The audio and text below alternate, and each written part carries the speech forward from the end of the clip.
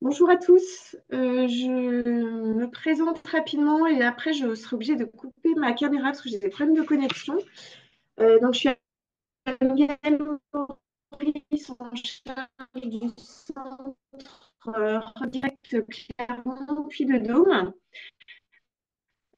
Donc bienvenue à tous à ce webinaire consacré à la solidarité avec l'Ukraine, un cycle de 5 webinaires qui sont posés pour les centres Europe Direct du territoire Auvergne-Rhône-Alpes en coopération avec la représentation de la Commission européenne. Donc les centres Europe Direct Auvergne-Rhône-Alpes, nous avons Europe Direct Allier, Cantal, Isère-Savoie, Lyon Métropole, Drôme-Ardèche et Clermont-Puy-de-Dôme. Voilà, donc je vais peut-être rappeler pour ceux qui ne connaissent pas les centres Europe Direct, faire une petite présentation rapide. Alors, ce sont des structures associatives, des collectivités locales qui sont labellisées par la Commission européenne pour fournir au grand public un service d'information, mais aussi de conseil, de sensibilisation aux questions européennes, via un volet information, puisqu'on a tous un site internet dédié, des réseaux sociaux, la documentation dans nos locaux et des ressources à disposition, que ce soit des expositions, jeux ou autres. Nous intervenons également d'animation, par exemple, dans les établissements scolaires. Et nous organisons des événements tout au long de l'année, alors que ce soit des conférences, des expositions, des débats, qui sont tous centrés sur les priorités de la Commission européenne, c'est-à-dire la transition climatique, numérique, mais aussi l'économie au service des personnes, une union plus forte dans le monde, et puis les questions autour de la démocratie. Nous sommes cette année, en 2024, bien sûr, dans un contexte particulier, puisque c'est une année d'élections européennes, et qui auront lieu le 9 juin. Et notre objectif, à travers cette série de 5 webinaires sur les mois de mars et avril, sont de montrer ce que fait l'Union européenne concrètement sur notre territoire et dans notre quotidien, à travers les différentes thématiques qu'on a choisi d'aborder. Donc aujourd'hui, il s'agit de la thématique solidarité de l'Union européenne avec l'Ukraine. D'autres thématiques seront abordées dans les semaines qui viennent, que ce soit l'agriculture européenne, la compétitivité de l'industrie européenne, le pacte migratoire européen ou l'élargissement de l'UE. Aujourd'hui, on se concentre sur l'Ukraine avec Madara Lange, qui est consultante analyste politique à la représentation de la Commission européenne en France. Juste pour introduire rapidement le sujet, comme tout le monde le sait, donc le 24 février 2022, ce sont les forces armées russes qui ont lancé une invasion à grande échelle de l'Ukraine et l'Union européenne a réagi rapidement et avec détermination à cette agression russe, en adoptant des mesures restrictives, mais aussi avec un renfort de son soutien politique, humanitaire, militaire et financier auprès de l'économie et de la société ukrainienne, ainsi qu'à la future reconstruction de l'Ukraine. Je vais laisser Madara se présenter et puis intervenir sur une petite demi-heure. On laissera la place ensuite aux questions, donc n'hésitez pas à indiquer vos questions dans le chat et on pourra y répondre ensuite. Voilà, Madara, je vous laisse la voix.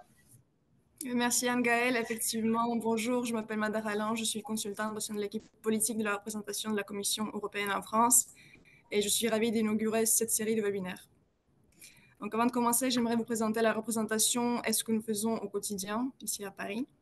Donc, nous sommes une sorte d'ambassade entre le siège de la Commission européenne à Bruxelles et la France et nous cherchons à promouvoir un dialogue politique permanent avec les autorités françaises, les partenaires sociaux, les universités et la société civile. En tant que voix de la Commission européenne en France, nous communiquons sur les politiques et actions de l'Union à la presse et sur les réseaux sociaux. Donc, par exemple, nous avons développé les fiches décodeurs dont j'ai mis le lien dans le chat, qui visent à réfuter les narratifs présents sur les réseaux sociaux concernant l'Union européenne. Donc, par exemple, on a fait une fiche sur l'efficacité des sanctions contre la Russie que vous pouvez aller voir dans le lien dans le chat. Et puis récemment, nous avons mis en place des fiches thématiques à visée pédagogique sur la réalisation du mandat de la Commission 2019-2024 et leur déclinaison dans le contexte français. Donc ces fiches sont sur une page maximum et elles explicitent les réalisations de la Commission et en même temps leur impact en France et ce que les autorités françaises, comment les autorités françaises ont mis en œuvre ces politiques. Et également, elles sont accessibles sur notre site internet où je vous ai mis le lien en chat. Et avec nos partenaires, nous organisons des activités de communication, de dialogue et d'autres activités de sensibilisation sur les priorités et politiques de l'UE, comme aujourd'hui. Et enfin, puisque nous sommes un pont entre Bruxelles et la France, nous fournissons au siège de la Commission des informations, des analyses et des conseils sur les évolutions politiques, économiques et sociales de la France pour mieux informer ceux qui élaborent au quotidien les politiques de l'UE. Et maintenant, je vous propose de faire un court rappel de la situation en Ukraine avant de présenter les actions de l'UE en soutien à l'Ukraine et ses perspectives d'adhésion à l'Union européenne. Donc, en effet, comme Anne-Gaëlle l'a mentionné, il y a un peu plus de 2 ans, le 24 février 2022, la Russie a débuté sa guerre d'agression en Ukraine. Nous en sommes aujourd'hui au 749e jour. Cette guerre d'agression se poursuit, causant la perte de dizaines de milliers de victimes, dont 31 000 militaires du côté ukrainien, de moyens de subsistance, de millions de réfugiés et de personnes déplacées, la déportation et le transfert de citoyens ukrainiens, y compris des enfants, vers la Russie et la Biélorussie, la destruction massive d'infrastructures et la poursuite de l'occupation du territoire ukrainien par la Russie. Face à cette agression, il faut avouer que le gouvernement ukrainien a fait preuve d'une force, d'une détermination et d'une capacité de fonctionnement remarquable. Et depuis le début de cette guerre, notre continent s'est profondément transformé, et notre Union européenne aussi. Notre unité a été remarquable à 27 et a permis de porter notre soutien à l'Ukraine à un niveau que beaucoup auraient cru impossible il y a 2 ans. Et parmi ces évolutions sans précédent, une est véritablement historique. Le 23 juin 2022, le Conseil européen a pris la décision d'accorder le statut de pays candidat à l'Ukraine. Et en décembre 2023, nous avons ouvert la négociation de l'adhésion. Il s'agit d'un message clair à l'Ukraine et au monde. L'avenir de l'Ukraine et de ses citoyens est dans l'Union européenne. Maintenant, je vais vous présenter les actions de l'Union européenne en Ukraine. Donc, nous continuons de soutenir l'Ukraine sans relâche depuis le début de l'invasion et nous travaillons avec nos partenaires internationaux pour que l'Ukraine reçoive le soutien matériel dont elle a besoin. Ce soutien est politique, financier, économique, humanitaire, militaire et diplomatique. Notre président de la Commission, Ursula von der Leyen, l'a dit, l'Ukraine peut compter sur le soutien sans réserve de l'UE. Mais ces investissements iront de pair avec des réformes qui aideront l'Ukraine à poursuivre sa voie européenne. Donc, en effet, depuis 2017, avec l'accord d'association, puis avec la stratégie de préadhésion, l'Ukraine a bénéficié de plus de 138 milliards d'euros de soutien financier, humanitaire, d'urgence, budgétaire et militaire, via ce qu'on appelle Équipe Europe, donc les États membres, la Banque européenne d'investissement et la Banque européenne pour la reconstruction et le développement. Donc, premièrement, ce qui concerne le soutien financier et économique, en tout, l'Ukraine a bénéficié de plus de 93 milliards d'euros d'aide économique d'urgence et de redressement rapide. Et récemment, au Conseil européen de février, les États membres ont voté pour la mise en place d'un instrument de financement de 50 milliards d'euros pour faciliter sa reprise économique, sa reconstruction et sa modernisation, en vue de son adhésion à l'Union. Et il faut relever aussi que selon l'Eurobaromètre d'automne 2023, 64% des Français sont d'accord pour fournir une aide financière, ce qui est à peu près conforme à la moyenne européenne. Et aussi, en termes de sécurité alimentaire, la Commission européenne et les États membres ont mis en place des corridors de solidarité entre l'UE et l'Ukraine pour l'exportation des céréales et d'autres produits agricoles, mais aussi pour l'importation des biens dont elle a besoin. Donc, en fait, c'est très important parce que non seulement l'Ukraine a pu exporter les produits, mais également elle a pu importer les produits européens, entre autres, donc cette importation se chiffre à plus de 40 millions de tonnes de marchandises. Et une plateforme conjointe de coordination a été mise en place en 2023 pour améliorer les flux commerciaux entre l'Union européenne et l'Ukraine. Et à partir de juin 2023, fait important, l'Ukraine peut accéder au programme de financement des infrastructures de l'UE, qui s'appelle Mécanisme pour l'interconnexion en Europe. Donc, cela signifie que l'Ukraine peut désormais demander un financement européen pour des projets d'infrastructures qui amélioreront ses connexions énergétiques, numériques et de transport avec l'Union européenne. En matière de soutien humanitaire, l'Union européenne, avec les États membres, a apporté 3 milliards d'euros d'aide humanitaire à l'Ukraine. Et l'Union européenne a activé dès le début la directive relative à la protection temporaire, accordant aux personnes déplacées un droit de séjour, l'accès au marché du travail, un hébergement, des soins médicaux ou encore l'accès à l'éducation pour les enfants. Et depuis le début de l'invasion, les pays membres ont pu accueillir plus de 4 millions de personnes sur près de 7 millions de réfugiés dans le cadre de ce régime qui a été prolongé jusqu'en mars 2025. Et l'Union européenne a mis à disposition des États membres 17 milliards d'euros pour accueillir ces réfugiés, donc pour les aider pour leur accueil. Et près de 120 000 Ukrainiens sont réfugiés actuellement en France, et dont la moitié le sont grâce à ce mécanisme de protection temporaire. Donc également, la Commission européenne a alloué près de 800 millions d'euros à des programmes d'aide humanitaire qui a permis de fournir aux Ukrainiens des abris, des soins de santé, l'aide alimentaire, l'éducation, l'eau, des installations sanitaires. Et cela se chiffre à 144 000 tonnes d'aide en nature. Et aussi grâce au stock d'urgence RescEU qui font partie de ce mécanisme de protection civile, l'Ukraine a pu recevoir des abris de biens énergétiques, des équipements médicaux et spécialisés. Et nous avons aussi aidé l'Ukraine en termes pour contrer le déminage, dans le domaine du déminage humanitaire. Et aussi, nous avons coordonné plus de 3 000 évacuations médicales de patients ukrainiens vers les hôpitaux en Europe. Et également, nous avons financé l'accès à une éducation sûre pour les enfants en consacrant 5 millions d'euros à la remise en état des écoles, à la création des espaces d'apprentissage, à la sensibilisation aux dangers des mines et au soutien psychosocial, qui est très, très important en cette période. Et de plus, grâce à un financement de 14 millions d'euros et à une campagne de solidarité dans toute l'UE, plus de 380 bus scolaires ont été donnés à l'Ukraine. Et la Commission européenne a fourni un demi-million de manuels scolaires pour les élèves. En matière de recherche et d'innovation, la Commission européenne a ouvert un nouveau bureau Horizon Europe à Kiev. Donc Horizon Europe, c'est le programme européen qui vise à promouvoir la recherche et l'innovation. Et à travers son programme Europe créative pour la culture européenne, un appel à projet a permis de soutenir les artistes ukrainiens et de contribuer à la reconstruction du patrimoine culturel en Ukraine. Donc cela montre que vraiment l'Union européenne agit dans tous les domaines pour aider l'Ukraine, pour la soutenir, être solidaire. Également, l'Union a permis de renforcer la cyber-résilience de l'Ukraine. Et elle a aidé aussi la société civile à travers les programmes thématiques sur les droits de l'homme et la démocratie. Et enfin, en ce qui concerne le soutien militaire, l'Union européenne et les États membres ont mobilisé environ 28 milliards d'euros de soutien militaire à l'Ukraine, dont 6,1 milliards au titre de la Facilité européenne pour la paix. Et ce soutien vise à renforcer les capacités et la résilience des forces armées ukrainiennes et à protéger la population civile. Donc, à travers la facilité, nous avons pu financer la fourniture d'équipements et de fournitures militaires aux militaires ukrainiens, comme des trousses de premiers secours, le carburant, les munitions, les missiles. Et de plus, les missions d'assistance militaire de l'Union européenne à l'Ukraine a permis de former les forces armées ukrainiennes. Donc jusqu'ici, 39 000 militaires ukrainiens ont été formés, dont environ un quart. Donc, 8 000 ont été entraînés par les militaires français. Et par exemple, en France, certains d'entre eux ont été sensibilisés au droit international humanitaire également.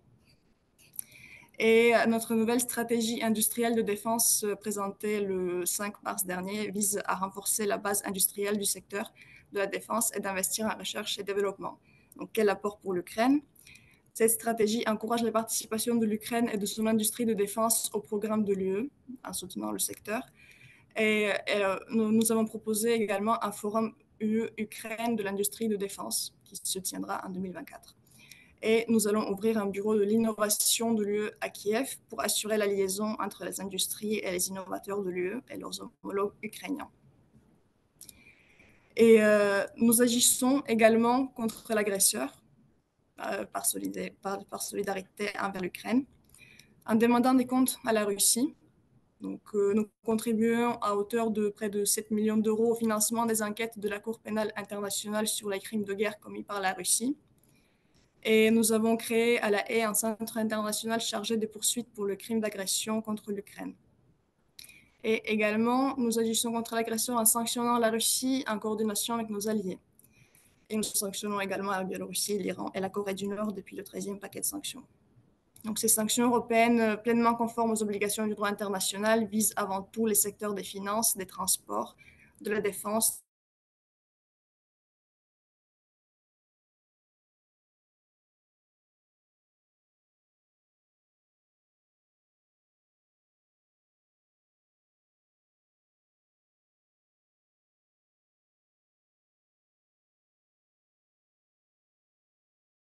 pas les exportations de denrées alimentaires et de produits agricoles depuis la Russie.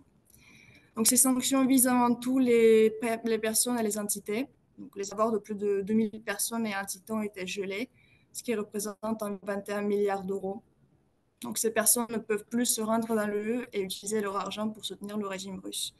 Et récemment, l'Union européenne a adopté une loi permettant d'utiliser les intérêts des avoirs russes gelés pour soutenir l'effort de guerre en Ukraine.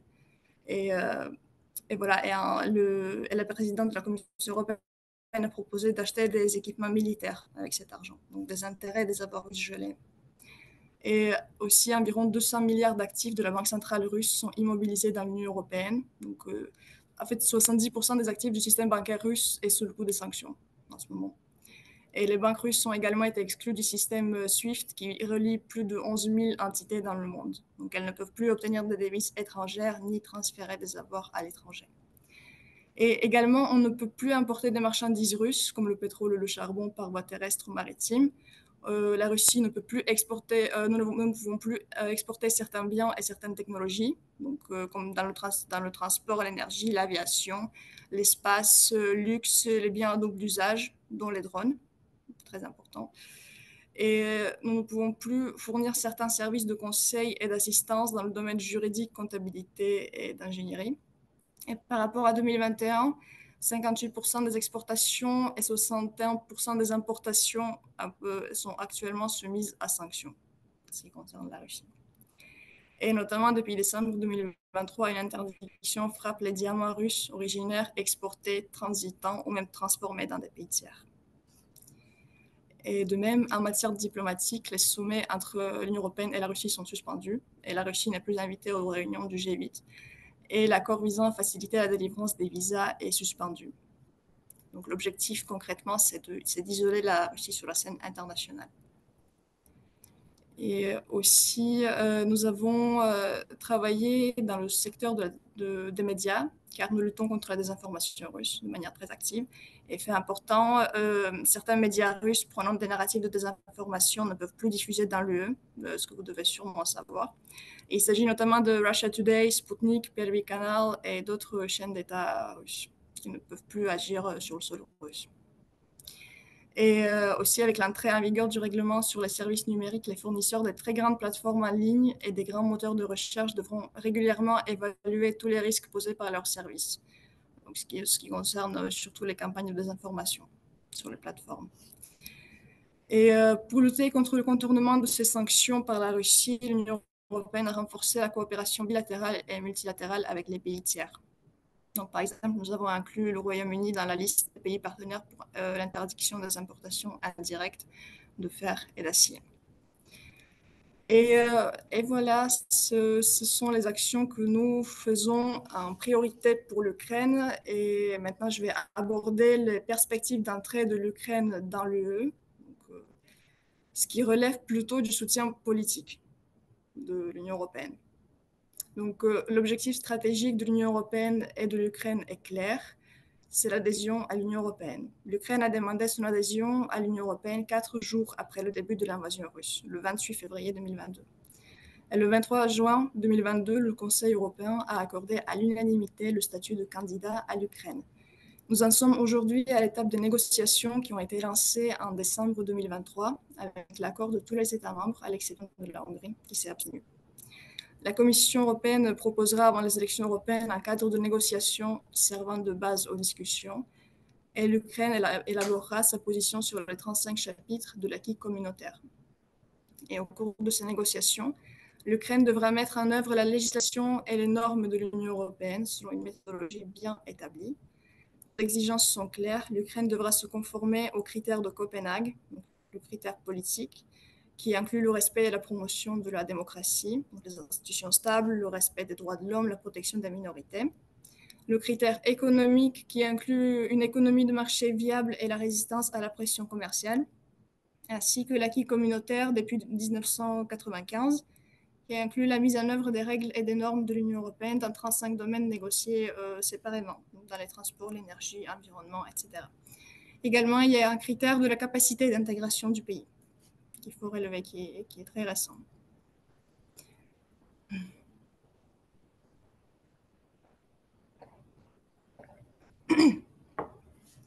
La Commission européenne suit de très près ce processus d'adhésion et établit régulièrement les rapports sur la mise en œuvre des réformes en Ukraine.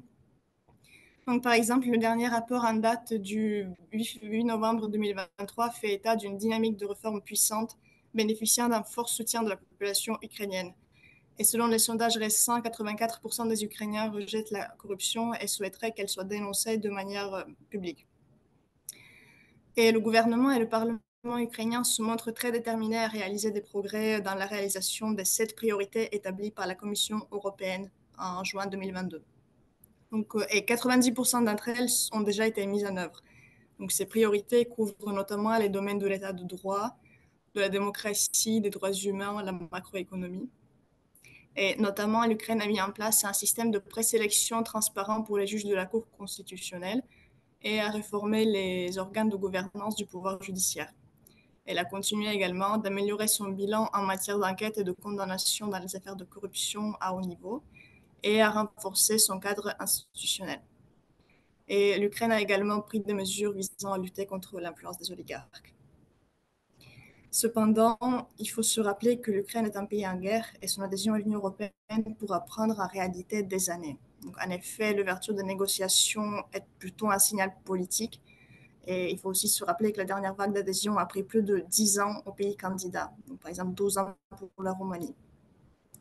Et le fait d'autant plus important, au vu de l'article 42-7 du traité de l'Union européenne, qui inclut une clause d'assistance mutuelle, les pays membres devraient porter assistance directe à l'État membre attaqué.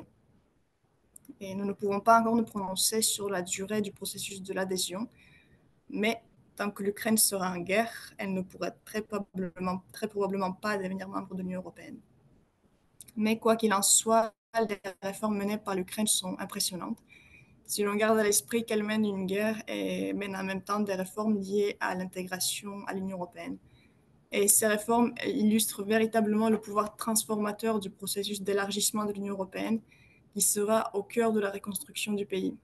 Et l'Union européenne jouera un rôle clé dans la reconstruction et veillera à ce que le processus de reconstruction et d'adhésion se renforcent mutuellement. Et cela signifie reconstruire conformément aux normes et principes fondamentaux de l'UE sur la base du pacte vert européen et soutenir la transformation numérique. Cela signifie également se concentrer sur une reconstruction socialement inclusive qui aidera la société ukrainienne à guérir des traumatismes de la guerre. Donc, par exemple, l'objectif Phoenix, la Commission européenne, qui permettra aux villes ukrainiennes d'accéder aux technologies de pointe et à l'expertise de la communauté du nouveau Bauhaus européen. Et ce genre d'initiatives seront de plus en plus fréquentes pour aider à reconstruire l'Ukraine. Et maintenant, je vais vous parler du soutien à venir de l'Union européenne en vue des évolutions géopolitiques qui sont déjà là, qui risquent aussi d'arriver cette année. Et premièrement, en ce qui concerne les problèmes internes comme les divisions avec certains pays de l'Union européenne ou la crise agricole, comme je l'ai déjà mentionné, l'adhésion de l'Ukraine à l'Union européenne peut prendre des années et ne sera pas possible avant que l'Ukraine intègre pleinement les critères de Copenhague. Mais avant cela, nous continuerons à soutenir l'Ukraine avec les programmes de financement, un renforcement de l'industrie de défense européenne, une aide financière et humaine pour la réhabilitation du pays, pour ne citer que ces exemples. Et la situation politique au sein de l'Union européenne peut évoluer, bien évidemment, mais nous restons déterminés à soutenir l'Ukraine aussi longtemps qu'il le faudra. Et pour rappel, les valeurs communes de l'Union européenne et le droit européen vont prévaloir, toujours. Et nous continuerons à négocier avec l'État en cause qui souhaiterait s'opposer à ces valeurs. Et nous continuerons de trouver des solutions concrètes communes, donc en négociant. Et sur la crise agricole, il faut rappeler que la Russie entrave les marchés traditionnels de l'Ukraine en bloquant les routes d'exportation traditionnelles, ce qui entraîne un excédent d'exportation vers l'Union européenne. Et pour répondre à ce problème, l'Union européenne a mis en place des mesures et une interdiction temporaire d'importation de blé, de maïs, de colza et de tournesol vers la Bulgarie, la Hongrie, la Pologne, la Roumanie et la Slovaquie, donc les 5 pays frontaliers qui sont les plus touchés par ces exportations. Et au total, plus de 156 millions d'euros ont été alloués au titre de la réserve de la politique agricole commune pour soutenir les agriculteurs les plus touchés dans ces 5 pays voisins que j'ai mentionnés. Et les autres pays touchés ont été autorisés à utiliser des modes de soutien nationaux pour fournir une compensation supplémentaire aux agriculteurs. Donc, par exemple, le 8 mars dernier, la Commission européenne a autorisé un régime d'aide français d'un montant de 90 millions d'euros visant à soutenir les producteurs de l'agriculture biologique. Donc, il s'agissait des subventions directes de maximum de 180 000 euros par entreprise. Donc, nous soutenons les agriculteurs aussi. Mais je pense qu'à notre intervenant, il y a un webinaire prévu sur l'agriculture européenne un peu plus tard en avril. Et notre représentant pourra vous en dire davantage. Et également, en ce qui concerne les évolutions géopolitiques, je pense notamment aux propos du candidat à l'élection présidentielle Donald Trump sur la défense. Et il faut dire qu'en réalité, l'Union européenne travaille depuis longtemps sur une politique de défense qui constitue une priorité pour la présidente depuis le début de son mandat. Et elle est notamment favorable à la création d'un commissaire à la défense lors du prochain mandat, donc qui sera 2024-2029. Et déjà, dès mars 2022, l'Union européenne a adopté la boussole stratégique visant à définir les grandes orientations de la sécurité et de la défense jusqu'en 2030. Donc, il s'agit, les objectifs sont notamment d'agir, de protéger, d'investir, d'augmenter les dépenses de défense et de renforcer la base industrielle et technologique, et de coopérer avec d'autres institutions comme l'OTAN, l'ONU, l'OSCE, et des partenariats avec des pays concernés. Et il ne faut pas oublier que pour la première fois, les 27 pays membres ont financé ensemble des livraisons d'armes à un pays en guerre et adopté le plan de livraison d'1 million de munitions à Kiev d'ici au printemps 2024. Et aussi, depuis le début du conflit, les États membres ont fortement augmenté leur budget militaire. Selon l'Agence européenne de défense, les dépenses militaires ont augmenté de 6% en moyenne dans l'UE en 2023. Et par exemple, en Suède, ces dépenses sont supérieures à 30%. Et donc, comme j'ai déjà dit, une nouvelle stratégie pour la défense a été présentée le 5 mars par le commissaire Breton pour renforcer la souveraineté et l'autonomie stratégique de l'Union européenne. Et même si, bien sûr, la défense relève de la responsabilité et de la souveraineté pleine et entière des États membres, il s'agit pour la Commission de proposer ici un cadre juridique de coopération et de récompenser financièrement ceux qui travaillent ensemble. Donc, il s'agit surtout de protéger les citoyens européens des aléas. Et cette stratégie pourrait être adoptée d'ici mars 2025. Et les objectifs de cette stratégie sont surtout de donner aux États membres les moyens d'investir mieux ensemble, avec des achats conjoints d'armement, des investissements en recherche-développement et dans le développement des PME notamment. Et pour soutenir cette stratégie financièrement, on pourrait utiliser les fonds des actifs russes gelés, les intérêts dont j'ai parlé précédemment. Et avec les États-Unis, nous continuons d'avoir une relation très importante sous la forme d'une alliance transatlantique et des relations bilatérales et régionales. Et nous continuerons de notre côté à construire cette industrie de défense européenne et de renforcer la souveraineté européenne. Donc, comme l'a dit la présidente de la Commission européenne, avec ou sans le soutien de nos partenaires, nous ne pouvons pas laisser la Russie gagner. Et voilà, et je souhaiterais aussi mentionner le support, le soutien de la France dans ce domaine, qui a organisé une conférence de soutien à l'Ukraine le 25 février dernier. Donc, il y a eu un consensus parmi les dirigeants de 17 pays, dont les États-Unis, sur les initiatives dans le domaine de la cyberdéfense, la coproduction d'armement en Ukraine, la défense des pays menacés directement par l'offensive russe, la capacité de soutenir l'Ukraine et ses frontières avec la Biélorussie, ainsi que sur les opérations de déminage. Et comme l'a dit le président Macron, c'est une guerre européenne, nous ne devrions pas déléguer notre avenir aux électeurs américains. Et c'est pour cela que l'Union européenne fera tout pour vraiment renforcer son industrie de défense et pour se renforcer, pour être encore plus forte et pour continuer de soutenir l'Ukraine dans la durée, ce qui est essentiel en ce moment. Et j'ai fini. J'ai fini. Oui. Voilà. Merci pour votre Très bien, attention. merci beaucoup, Madara.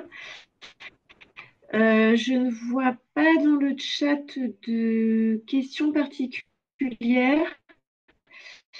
Peut-être qu'oralement, si certains participants ont des questions, c'est l'occasion de les poser maintenant.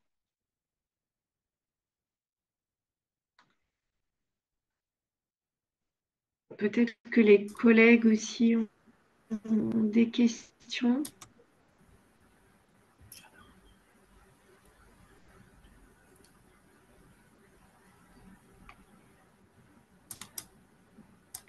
N'hésitez pas.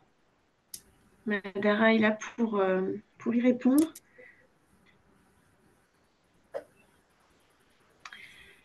Est-ce Je peux me que... permettre à Ah, ce pardon, moment-là, vas-y Charlotte, vas-y. pardon. J'en profite, du coup, si personne ne pose de questions, savoir est-ce qu'il y a des aides spécifiques auxquelles les collectivités ou les associations dont elles pourraient bénéficier dans leurs propres actions, s'il y a des aides de l'Union européenne qui ont été mises en place ou qui existaient déjà auparavant, qui ont été adaptées, parce que les collectivités comme les associations sont vraiment à la manœuvre dans la solidarité avec l'Ukraine de différentes façons, chacun à leur échelle et chacun à leur façon. Savoir s'il y avait des aides aussi financières et peut-être des dispositifs un petit peu plus agiles qu'on pourrait capter parce que c'est vrai que typiquement la ville de Clermont-Ferrand a fait beaucoup depuis 2022 et en 2023 et continuera bien évidemment. On a des associations qui se sont créées aussi au lendemain de la guerre qui font énormément. Et on les aide nous comme on peut, mais typiquement, je me dis que si il y avait des aides soit matérielles, soit financières pour ces actions, qui pour l'instant se font uniquement sur fonds propres, ça pourrait être un peu pratique. Et je sais qu'on a un groupe de travail qui s'est monté au niveau national piloté par le ministère de l'Europe et des Affaires étrangères, mais peut-être que on s'interroge tous en fait sur l'aide que peut nous apporter l'Union européenne dans nos actions. Merci. Oui, merci pour votre question. En effet, c'est une question très intéressante dont je n'ai pas la réponse exacte, mais vous pourriez contacter notre pôle territorial de Marseille, que vous connaissez sûrement, et qui gère les fonds européens et la répartition des fonds européens en France, qui pourrait certainement vous apporter une réponse plus élaborée que je ne pourrais. Mais oui, en effet, c'est très, très important de soutenir les associations. Et je pense que vous avez dû recevoir des aides d'État français qui viennent des fonds européens, non? Je ne sais pas. En tant que Nous, ce sont collectivité de surtout... Clermont-Ferrand, non, et je crois que les associations ont plutôt été euh, tapées à la porte de leur ville ou soit mairie, soit métropole, soit éventuellement région, parce que c'est oui, souvent les interlocuteurs privilégiés et principaux qu'on a en premier. Mais c'est vrai que nous, en tant que ville, on a fait sur fonds propres et pour continuer nos actions qui sont sur du long terme, on aimerait savoir si on pouvait s'inscrire éventuellement, et on se pose la question avec d'autres partenaires d'ailleurs en France, savoir comment s'inscrire soit dans un programme européen, soit dans des aides financières. Mais effectivement, je contacterai le pôle territorial à Marseille. Je vous remercie. mais en effet, c'est plutôt Claire Sarda, Europe Direct Pyrénées. C'est plutôt les collectivités territoriales, les régions et parfois départements qui ont mis des moyens à disposition des associations ou autres et des lignes qui souhaitaient intervenir en aide à l'Ukraine. Nous, c'est le cas en Occitanie. Mais côté européen, il n'y a pas de dispositif adapté pour l'instant pour soutenir les actions, etc. Parce qu'il y a les dispositifs qui existent sur la coopération, l'aide au développement, etc. ou autres, mais c'est trop lourd par rapport à des actions un peu de solidarité que souhaiteraient mettre en place des collectivités, quoi. Je vous remercie. Effectivement, c'est le sentiment que j'en avais Hein? retenu Ouais, aussi. ouais. Alors, je vois qu'il y a une question de... C'est Monsieur Pandaria. Je vous laisse poser votre question. Oui, oui, bonjour. Euh, oui, je voulais revenir sur la question des fonds russes gelés, parce que Désolée, effectivement, je vous entends très il y a mal. des sommes assez C'est haché. considérables. Ah, Monsieur, coupez votre Peut-être couper caméra. votre oui, je vais vidéo. revenir sur la-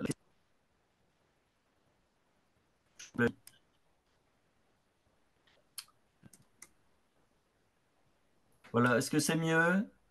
Oui, Ça a l'air d'être mieux, oui. oui. Vous m'entendez? Oui, on vous entend. C'est un peu mieux. Oui, je voulais revenir là, sur la question des fonds russes gelés, parce qu'il bon, il y a des sommes assez considérables là, qui pourraient être utilisées. Bon, jusqu'à présent, il y a eu une certaine prudence par rapport à cette utilisation, sauf avec l'idée d'utiliser les intérêts produits. Mais bon, j'ai cru comprendre là que cette question pourrait être à nouveau envisagée à l'avenir là, pour financer les dépenses militaires notamment. Alors, est-ce qu'il y a un risque de mesure de rétorsion par rapport à des entreprises qui seraient encore présentes en Russie? Qu'est-ce qui, qu'est-ce qui justifie cette prudence, quoi? Donc, en effet, sur la question des intérêts des fonds russes gelés, il y a une certaine prudence de la Commission européenne qui l'a proposé, mais pour rappel, ce n'était qu'une proposition de la Commission européenne qui n'a pas du tout encore fait l'objet d'une adoption par les États membres au Conseil. Donc, en effet, il y a certains États membres sont très réticents à cette idée. Et, euh, et aussi, ce qu'il faut souligner, c'est que cette utilisation éventuelle des intérêts se fera en respectant le droit international et le droit européen.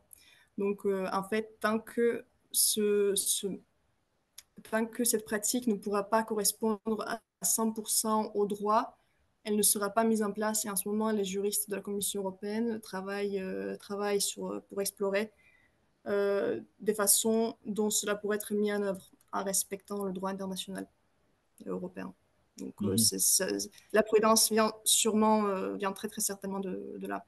C'est qu'il faut que ce soit conforme au droit international. D'accord, merci. Et peut-être que si personne d'autre n'a des questions, est-ce que vous pourriez peut-être me faire remonter ce que vous faites pour les Ukrainiens sur le terrain, si vous avez l'occasion de gérer, comme par exemple au niveau des collectivités territoriales, des régions, qu'est-ce que vous mettez en place pour l'accueil des réfugiés, qu'est-ce que vous avez mis en place depuis le début de l'invasion, pour que je puisse aussi le remonter au siège. Donc si vous pouvez me partager votre expérience depuis le début.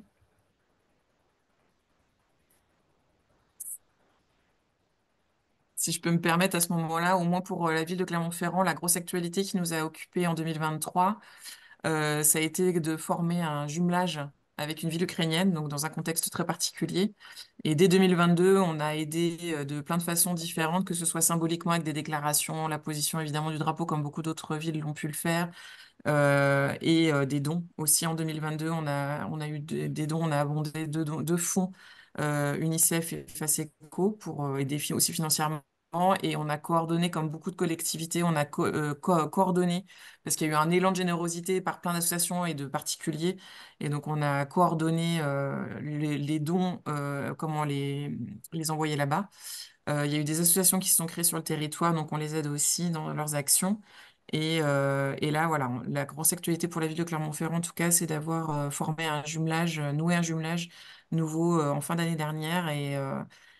Et la particularité, c'est qu'on pourrait imaginer que c'est sur le côté aide humanitaire ou aide d'urgence. Pas du tout. Ils nous ont vraiment insisté sur le fait qu'ils voulaient avoir des relations européennes sur le long terme, on va dire classiques, pour imaginer l'après. Ils ont tout de suite parlé de l'après-guerre, donc avec des projets de coopération culturelle, enfin classiques qu'on retrouve dans un jumelage entre médias ou entre jeunes, etc. Pour eux, c'est très important de préserver leur culture, leur jeunesse pour après, justement, des coopérations universitaires. Donc voilà, ça, c'est un exemple. Voilà, d'action sur le territoire de Clermont-Ferrand. Merci beaucoup, c'est très intéressant, en effet. On Oui, avait fait, mais il y a déjà plus d'un an, je pense que la REP nous avait demandé aux uns et aux autres de faire remonter justement les actions qui avaient été mises en place euh, sur notre, mais ça n'a pas été mis à jour. Voilà. Et comme beaucoup de retours qu'on fait, on fait un retour, mais on n'a pas de retour au retour.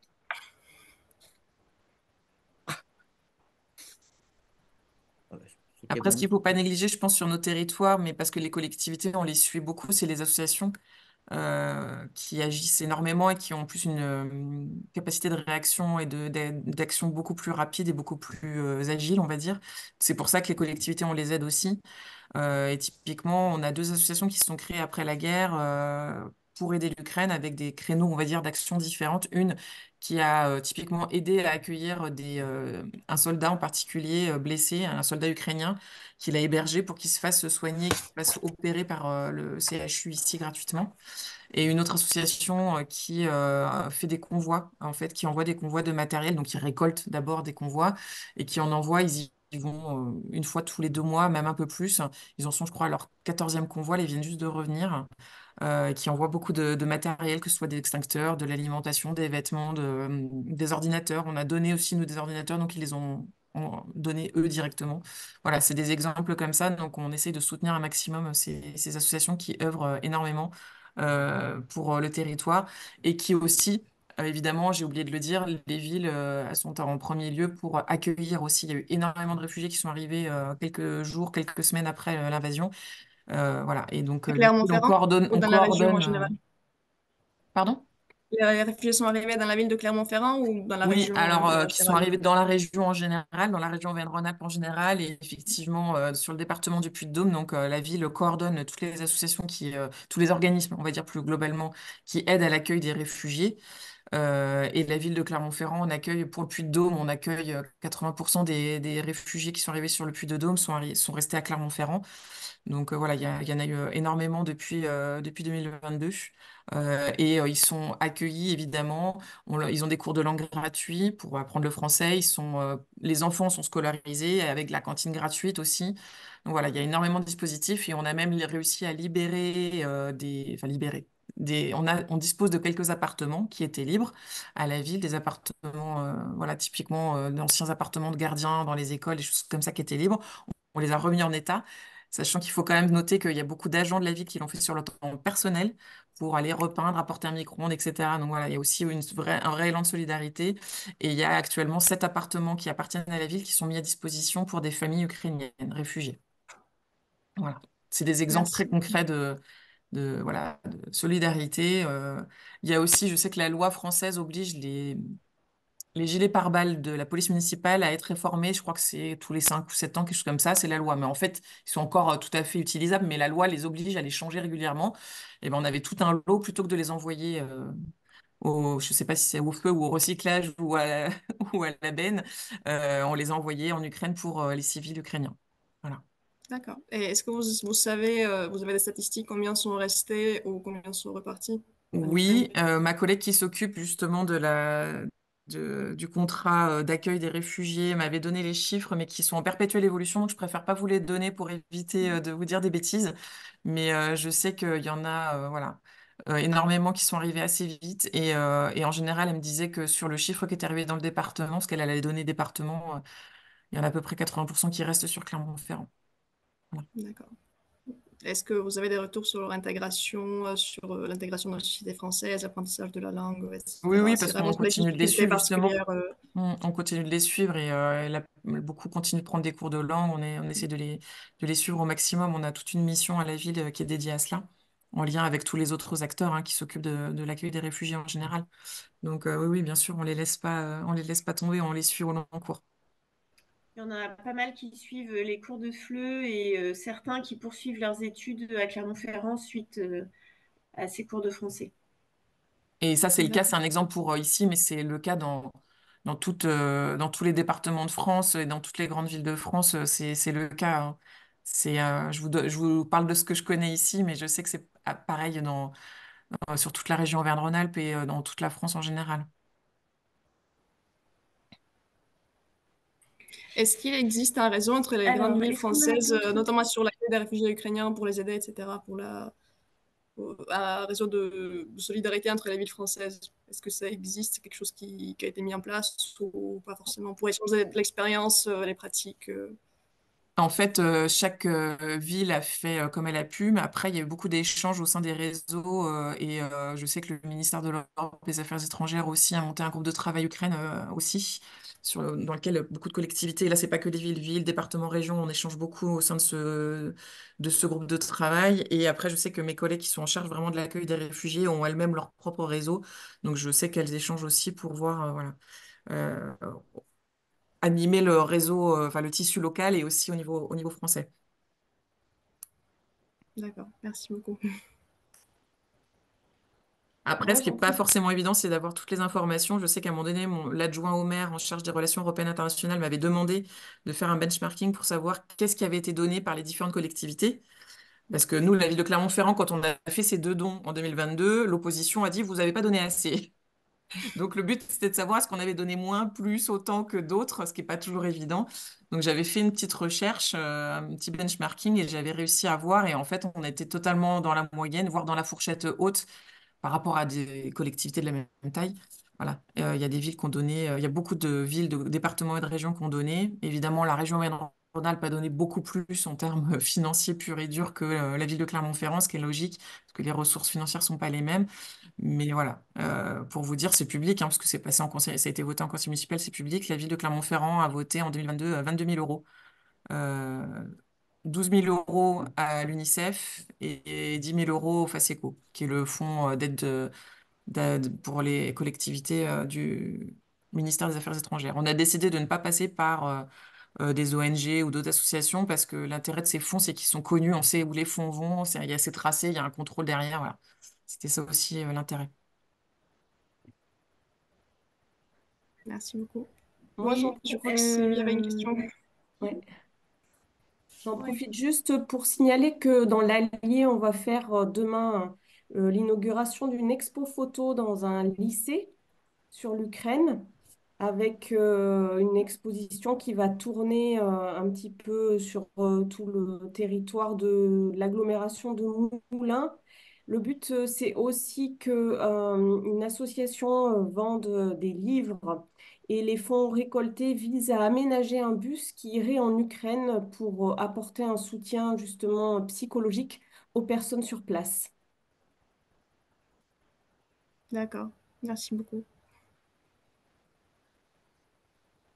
Et est-ce que vous avez participé à ou est-ce que vous avez eu écho de cette campagne justement de On a d'autres récupération des questions? bus vers l'Ukraine? Non, moi, j'avais pas Non? entendu. Ah. Parce que je sais que nous nous en sommes occupés à la représentation en octobre 2022, il me semble, mais je ne sais pas si vous avez été contacté pour voir un peu ce qui se fait sur place ou pas. Bon. Écoutez, sinon, s'il n'y a pas d'autres questions, on va conclure. Madara, je ne sais pas si tu as des éléments. Tu nous as envoyé le lien sur le chat pour la documentation de la représentation de la commission. Oui, Je ne effectivement. sais pas Donc, si ce tout le sont monde a deux pu le liens sur télécharger. nos fiches décodeurs que vous pouvez aller voir. Et l'Union en action, ce sont nos fiches thématiques. En fait, on en a 10 pour l'instant sur différents sujets, l'agriculture durable, le soutien à l'Ukraine, la politique de cohésion, le pacte vert, etc. Et 9 autres fiches sont en cours de préparation. Donc, vous pouvez aller voir que ces 9 autres fiches seront mises en ligne très prochainement. Et la fact sheet que j'ai envoyée en dernier, ça résume un peu la solidarité de l'Union européenne avec l'Ukraine. Ce sont des fiches qui sont très bien faites, très claires, qui sont en français et sur 3 pages ou 4 pages, il me semble, mais ça résume assez bien ce que l'Union européenne fait pour l'Ukraine. Donc, vous pouvez aller les voir. Elles sont elles sont mises à jour très régulièrement. Très bien. Merci pour ces précisions. Merci pour cette intervention, Madara, ce matin. Merci aux Europe Direct de la région pour la co-organisation de cet événement. Pour rappel, le prochain webinaire aura lieu le 4 avril sur la compétitivité de l'industrie européenne avec Isabelle Maquet de la représentation de la Commission. N'hésitez pas aussi à aller sur UE en aura, site internet et la page Facebook dédiée à l'Union européenne sur notre territoire. Merci à tous pour votre participation et rendez-vous donc le 4 avril prochain. Merci beaucoup. Merci. Merci. Merci, bonne journée. Au revoir des Pyrénées. Je m'étais incrustée en Europe. Merci.